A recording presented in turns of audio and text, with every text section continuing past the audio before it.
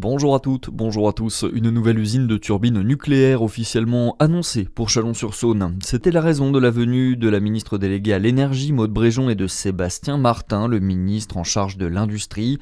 Les travaux doivent débuter en 2027 sur l'ancienne friche industrielle Nordéon. Accident mortel. Hier après-midi à Dole, un homme de 90 ans a fait un malaise alors qu'il était au volant de sa voiture. Perte de contrôle, le véhicule s'est encastré dans un muret au niveau de l'avenue de Lattre de Tassigny. Il n'a pas pu être réanimé par les secours. À bord, avec lui, un homme de 66 ans, blessé au visage, il a dû être hospitalisé.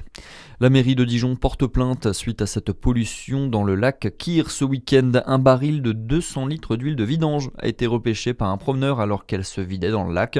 Les pompiers ont pu rapidement intervenir pour empêcher la nappe de trop se répandre. L'eau polluée a pu être absorbée et évacuée. Une atteinte grave à l'environnement d'après la maire de Dijon, Nathalie Kenders, qui a donc annoncé qu'elle saisissait la justice. L'enquête suit son cours. Une nouvelle préfète pour la région. Hier, Violaine Desmarais a pris ses fonctions à la tête de la préfecture de Côte-d'Or et de Bourgogne-Franche-Comté.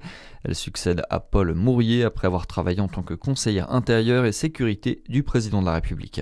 Dans le reste de l'actualité, début de la cérémonie à 11h. Depuis le 132e régiment d'infanterie cynotechnique de Suippes dans la Marne, la ministre des Armées Catherine Vautrin va rendre hommage à Anicet Girardin. Le caporal-chef est mort dans une embuscade contre des soldats de la Finule au Liban. Les EHPAD, bientôt renommés Maison France Autonomie, les établissements d'accueil des personnes âgées devraient changer de nom en 2027. Le gouvernement souhaite mieux refléter leur mission, mais aussi faire oublier les récents scandales qui ont éclaboussé le secteur.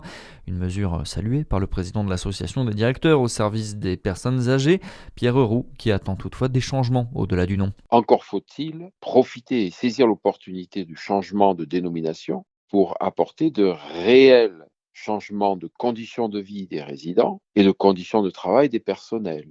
Donc nous souhaitons que ce changement de dénomination soit une opportunité pour changer réellement le modèle de l'accueil collectif des adultes âgés en situation de handicap. C'est un véritable chantier, c'est un choix de société, c'est un choix politique et donc appelle une forte mobilisation et l'acceptation d'accorder des moyens supplémentaires. Un travail sur le label Maison France Autonomie sera lancé cet automne.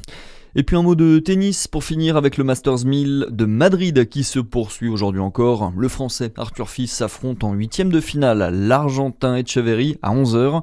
C'est le dernier Français encore en lice à ce stade de la compétition. Le jeune tennisman français est qualifié pour la troisième fois de suite en huitième de finale de Masters 1000.